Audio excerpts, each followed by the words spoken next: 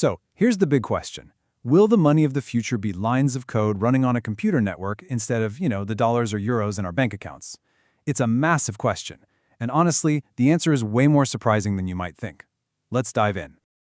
For over a decade, this has been the huge dream behind cryptocurrency. The idea was to create a whole new kind of money, totally digital, totally free from the control of any single government or bank. A truly global currency, built for the internet age. Okay, so what is cryptocurrency really? Well, at its core, it's a digital asset built on a technology called blockchain. The easiest way to think about it is like this. Imagine a digital receipt book that's copied and shared across thousands of computers all over the world. Every transaction is a new entry that literally can't be erased or changed. And because no single person or company owns the book, it all happens outside the traditional financial system.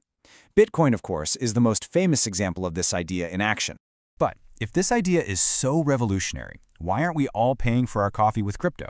Well, that's because the dream has run into a few major reality checks. It turns out, when you ask people what's holding them back from jumping into crypto, one answer comes up way more than any other. This data from security.org shows that the single biggest concern, and this is for both people who own crypto and those who don't, is its unstable value. Almost 40% of people point to those wild price swings as the main reason they're staying on the sidelines. And this really gets to the heart of the problem, doesn't it? It's just incredibly hard to build a stable economy on a currency that can jump up or crash down by 10 or 20% in a single day. As critics have pointed out, that makes it a super interesting, maybe even thrilling asset for speculators, but a pretty terrible one if you just want to, save your money or buy groceries. So what happens when a whole country decides to just ignore that volatility and go all in? Well, we don't have to guess. We actually have a real-world test case for that very thing.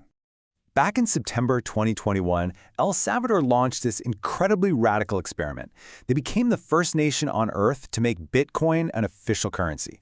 And the government went big. They invested over $200 million, they put in crypto ATMs, they even gave citizens a $30 bonus just to get started. But the public never really got on board. After more than 2 years, less than 10% of people were using the official digital wallet.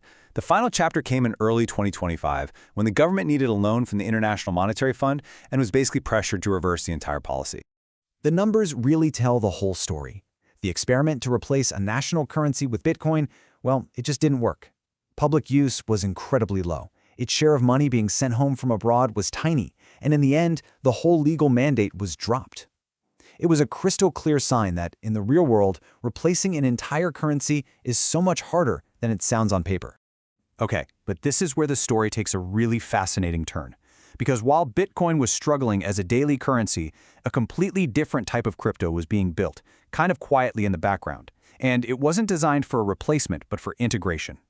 Say hello to the stablecoin. These are the boring but incredibly important cousins in the crypto family. They solve that huge volatility problem by being pegged one-to-one with a stable asset, usually the US dollar. And that makes them perfect for the exact thing Bitcoin has struggled with: actual payments and commerce. And you better believe the smart money has noticed.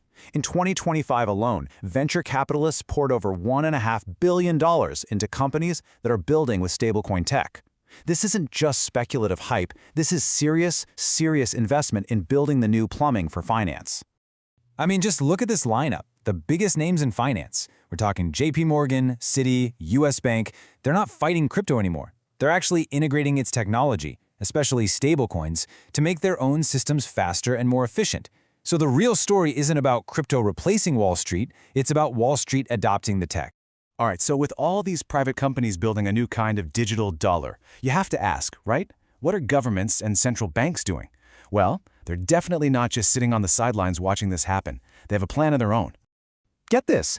An absolutely incredible 91% of the world's central banks are now actively researching or even building their own digital currencies. These are often called CBDCs. This isn't just a trend, it's a coordinated global response to the rise of private crypto. And we're not just talking about research papers here. Over a third of central banks, in both advanced and emerging economies, are already running actual pilot programs. They're testing their own state-backed digital currencies, mostly for what they call wholesale use. That means big bank-to-bank transactions.